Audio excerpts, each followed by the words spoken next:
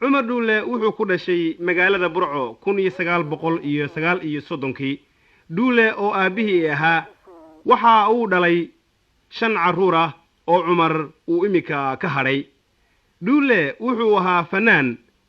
ka mid ahaa raggii ugu horreeyay ee hoobalnimada ku caan ahaa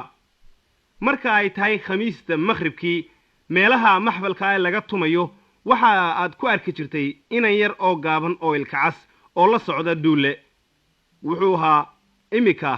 ninka la yidhaaho cumar dhuule haddaba bal cumar oo maanta halkan marti inoogu ah oo ila fadhiya aynu weydiino aabihii dhuule cali sidii fanka uu ku soo galay iyo sidii uu u heesi jiray sidaad idris u sheegtay weeye odaygu heesaabuu ahaa gacantana waxbuu ka tumi jiray sida imika waqtigan xaadirkan dhaxalkiisa wuxuu hayo marka inta aan ka xusuusnay heesii uu qaadi jiray bal hadda mid baan ku yara albin doona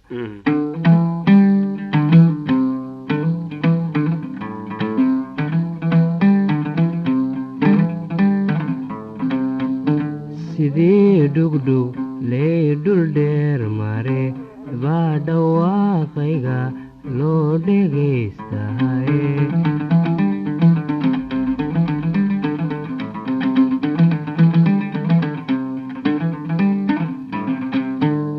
maryama maxeeboy madheedhkawa